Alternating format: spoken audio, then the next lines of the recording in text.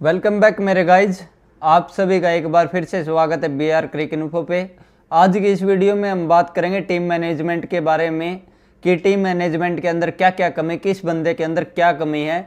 Basically उस management के बारे में जो टीम के साथ चलती है, जो टीम के साथ वर्क करती है, उसमें कोच आ गए हर एक और साथ में कैप्टन आ गया। अगली वीडियो में हम सेलेक्टर्स के बारे में बात करेंगे। क्या पता माल में ही दिक्कत हो, ऊपर से माल ही खराब आ रहा हो, तभी रिजल्ट खराब आ रहा हो।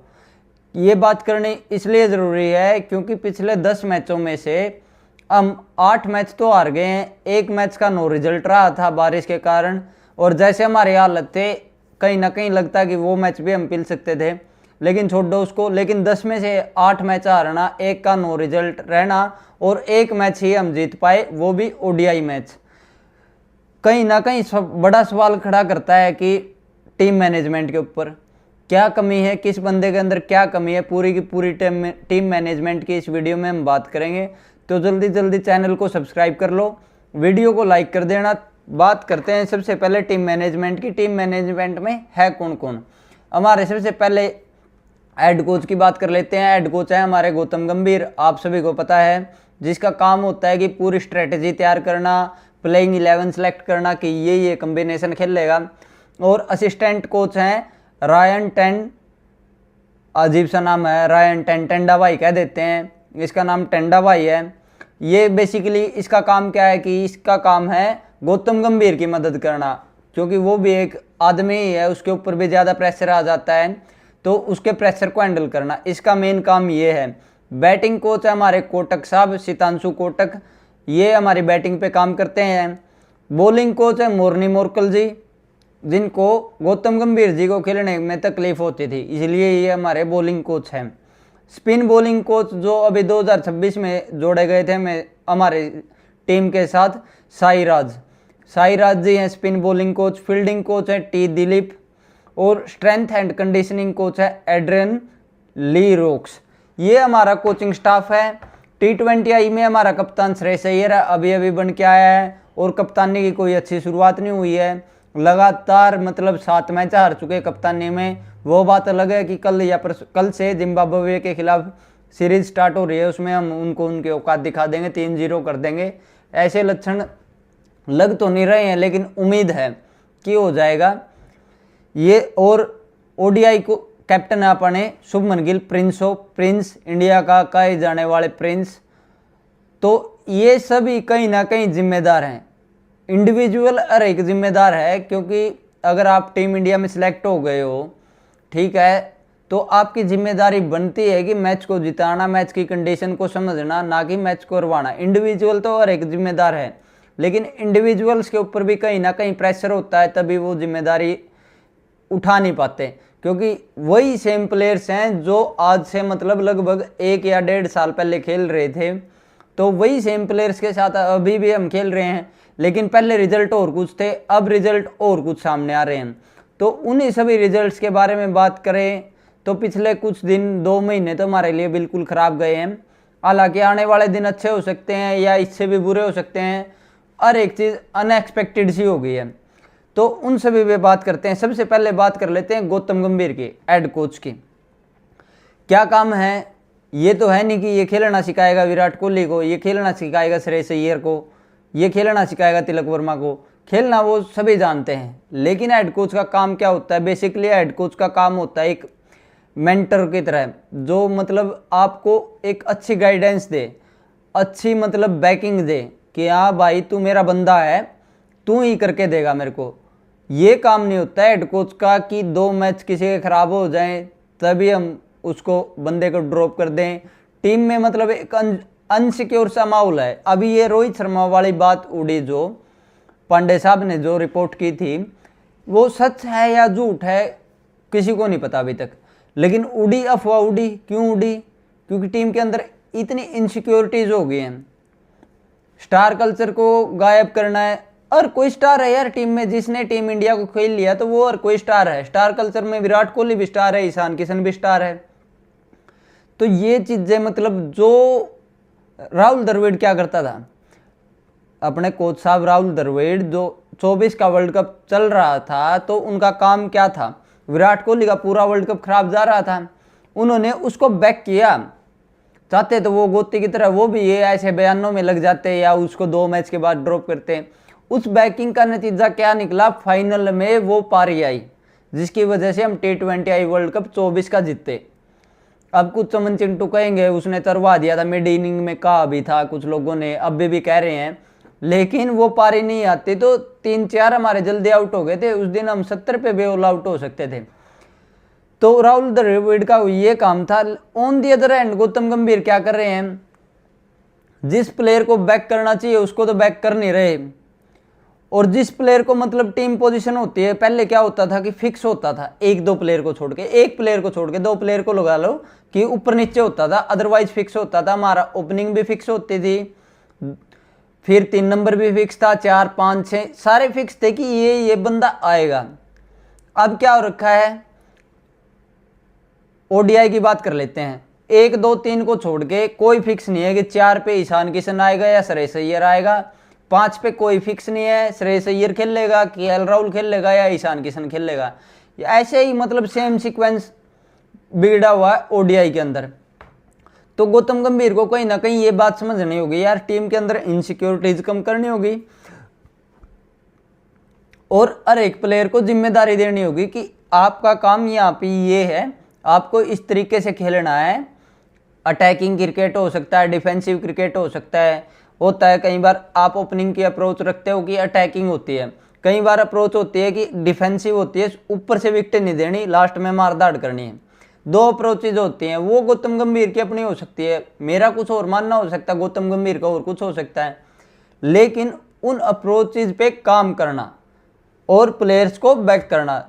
आप मान लीजिए कि शुभमन गिल को काम दोगे कि आपको मार के खेलना है, ऊपर से विकेट जाएगी तो कोई बात नहीं, 3 नंबर आएगा, 3 नंबर का फिर काम क्या होगा, अगर शुभमन गिल ने अच्छी शुरुआत दे दी तो उस शुरुआत को विराट कोहली को आगे बढ़ाना होगा। अगर शुभमन गिल जल्दी इधर आ गया तो विकेट पे विराट कोहली को डटना होगा। ऐसे काम चलता है, लेकिन ऐसे नहीं चलता कि ये माहौल ही नहीं है, 2 मैच खराब हो गए तो ड्रॉप कर देंगे, ये हो जाएगा। तो इस चीज़ को ठीक करना होगा और कप्तान के साथ भी एक अच्छी अंडरस्टैंडिंग बना के अच्छी टीम देनी होगी।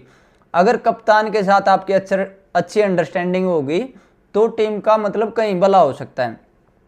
अब बात कर लेते हैं असिस्टेंट कोच की, टेंडेवाई की, रायन टेन की।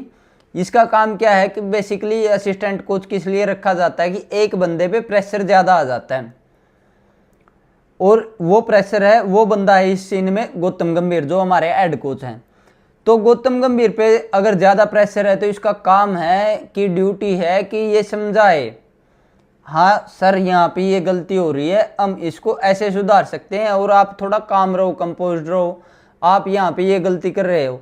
लेकिन इनको चला क्या हुआ है कि वो बहुत अच्छा आदमी है, ये सब कर रहे हैं, तर्क वितर्क नहीं हो रहा यहाँ पे। मतलब हर कोई जो कोचिंग स्टाफ है जो लगा हुआ किस चीज़ में, ना यार वो अच्छा बंदा है, वो अच्छा बंदा, गोती अच्छा बंदा, ये चीज़ें चली हुई है।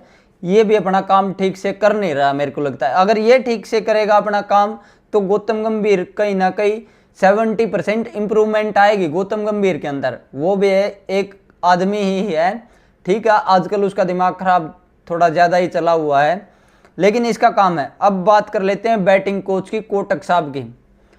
कोटक साहब की काम क्या है, ये इसका काम ये तो है नहीं कि विराट कोहली को बैटिंग सिखाएगा, ना ये काम कि ये शुभमन गिल को सिखाएगा, क्योंकि ना ये सीखने वाले, ये ऑलरेडी सीख चुके हैं।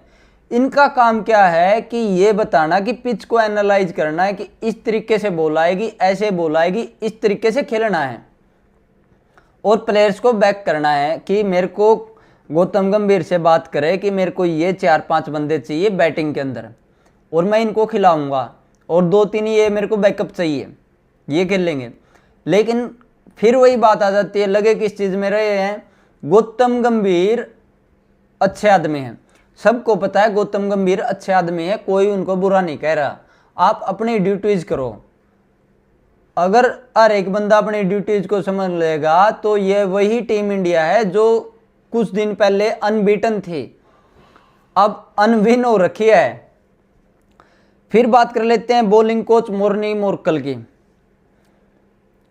इसको अपॉइंट ही क्यों किया गया था? गौतम गंभीर जब तक कोच नहीं थे तब तक गौतम गंभीर जी खुद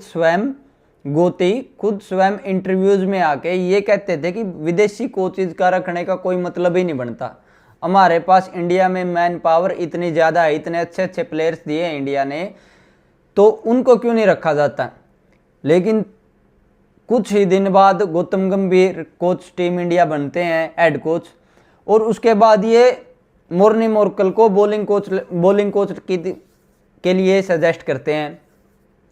और बॉलिंग कोच के लिए सजेस्ट करते हैं तो तभी इन्होंने, पता क्या, गौतम गंभीर से पूछा गया किसी इंटरव्यू में कि मोर्नी मोर्कल ही क्यों? तो गौतम गंभीर ने कहा कि मेरे को ये प्लेयर खेलने में डिफ़िकल्टी होती थी। इसका मतलब तो ये है कि आपको तो खेलने में पता नहीं किसको डिफ़िकल्टी होगी, उसको हेड कोच बॉलिंग कोच थोड़ी ना बना दोगे। बॉलिंग कोच का काम होता है कि प्लेयर्स तैयार करना, बॉलर्स, और अपने पुराने प्लेयर्स को बैक करना, ये देखना इसकी फॉर्म अच्छी लगी हुई है, इसकी फॉर्म गंदी है, ये मेरे को बॉलर्स चाहिए, ऐसी पिच है। बॉलिंग कोच का काम सोच के देखो कि ये एक प्रॉपर स्पिन बॉलर नहीं खिला पा रहा टीम के अंदर, तो ये भी कहीं ना कहीं जिम्मेदार है। क्योंकि कुलदीप यादव के पूरे 10 मैच ऐसे गए हैं फुर, वो ऐसा गया है कि बेसिकली खाना खाने गया हुआ है बाहर वो, और कुछ नहीं हुआ। फिर बात कर लेते फील्डिंग कोच की। थोड़े से टाइम तक फील्डिंग ठीक ठाक हुई थी, लेकिन ज़्यादा सा मेरे को याद नहीं आ रहा कि फील्डिंग में सुधार कहाँ आ रहा है। शिवम दुबे की कैचेस देख लो या और किसी की भी, फील्डिंग भी बड़ी बेकार हो रखी है। हर कोई जिम्मेदार है यार। स्ट्रेंथ एंड कंडीशनिंग कोच की बात कर लो, अगर आप हो कोच तो 2 मैच के बाद प्लेयर इंजर्ड कैसे हो जा रहे हैं? उसमें जसप्रीत बुमराह आ गए, उसमें हर्षित राणा आ गए, उसमें वरुण चक्रवर्ती आ गए। 2 मैच के बाद प्लेयर्स इंजर्ड कैसे हो रहे हैं? उसमें शुभमन गिल भी आते हैं, क्योंकि शुभमन गिल को फर्स्ट ओडीआई में भी क्रैम्प आए थे, तीसरे ओडीआई में भी क्रैम्प आए हैं। तो हो क्या रखा है? कोई भी एक बंदा रिस्पॉन्सिबिलिटी लेने को तैयार नहीं है। अब बात कर लेते हैं कप्तान की, ओडीआई कैप्टन शुभमन गिल की। अगर आपको आपकी मर्जी की टीम नहीं मिल रही तो आप सीधा आके बोलो ना। अगर टीम मिल रही है तो परफॉर्मेंस क्यों नहीं आ रही? अगर आपको मर्जी की टीम मिल गई, आपको एक टीम मिल गई कि मेरे को ये बंदे चाहिए प्लेइंग 11 में, तो वो मिल गई, तो परफॉर्मेंस क्यों नहीं आ रही? 380 रन कैसे लग जा रहे हैं? सोचने की बात है। ये आपको टीम दे दी, अब मैं कहूँ कि मेरे को मेरी टीम में, यूट्यूब की जर्नी की टीम में ये एडिटर चाहिए, ये मेरे को कैमरा पर्सन चाहिए, ठीक है। अगर मेरे को टीम दे दे और मैं वीडियो फिर भी ना बनाऊं, कंसिस्टेंसी ना रखूं, व्यूज ना आए, अच्छा ना बोल के जाऊं, तो इसमें गलती मेरी है, ना कि उस टीम की।